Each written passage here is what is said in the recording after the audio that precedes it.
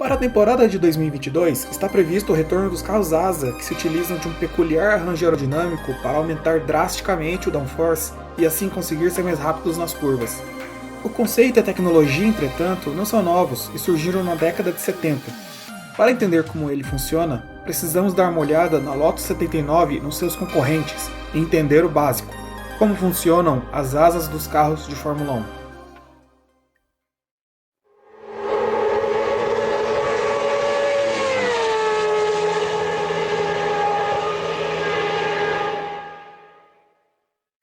Para os iniciantes no automobilismo, a explicação costuma ser sempre a mesma.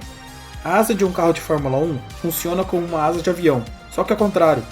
Em um avião, a velocidade do ar que passa na parte de cima é maior do que a velocidade do ar que passa por baixo, devido ao perfil superior ligeiramente curvo.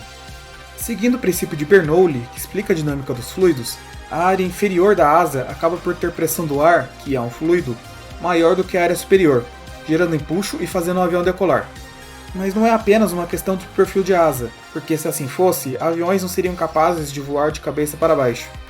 O que realmente determina a capacidade de empuxo é o ângulo de ataque da asa, ou seja, o ângulo em que a asa corta o ar, fazendo com que a velocidade do ar seja diferente em seus lados e dessa forma faça o avião voar. Se tratando de carros de corrida, o caso é o mesmo, exceto que a asa é instalada invertida. Assim, a pressão do ar é maior em cima da asa, empurrando o carro para o solo, produzindo o famoso downforce.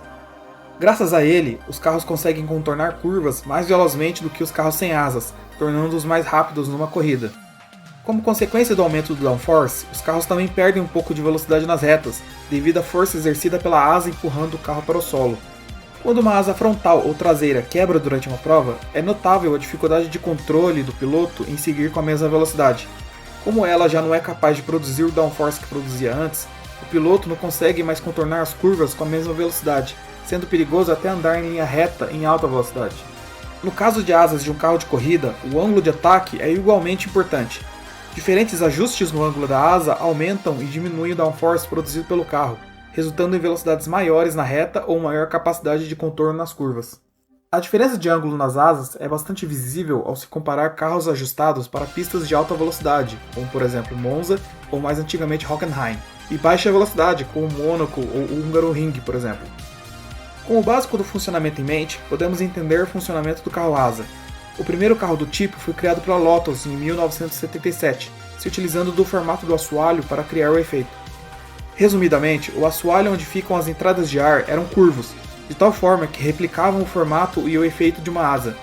Para que o efeito funcionasse plenamente, saias laterais chegavam até milímetros do solo, ajudando a canalizar o ar para que ele seguisse o caminho projetado da entrada de ar até a traseira, para gerar um imenso downforce. O conceito funcionava tão bem que em algumas corridas a asa frontal era desnecessária.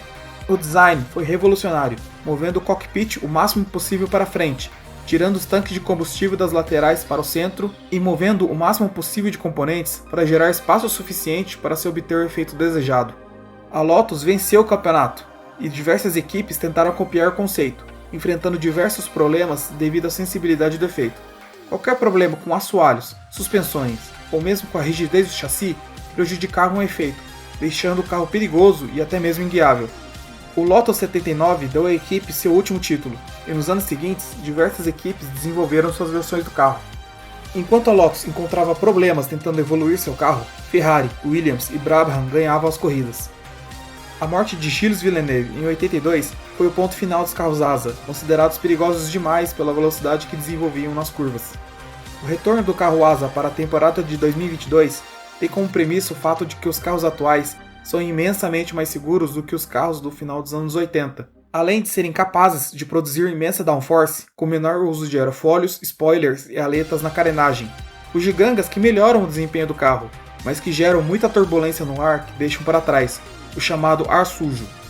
Esse ar sujo dificulta ultrapassagens, uma vez que se torna difícil para um piloto seguir outro em curvas, impedindo disputas mais emocionantes durante a corrida.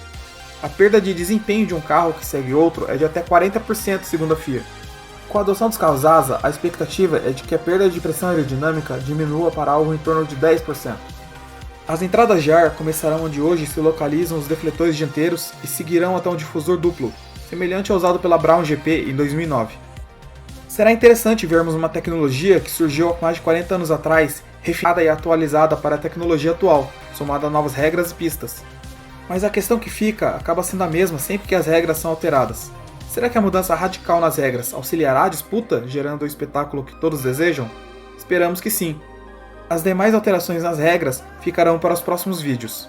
Se gostou do vídeo, deixe seu like e se inscreva no canal. Dúvidas, sugestões ou críticas, deixe aqui nos comentários. Até a próxima!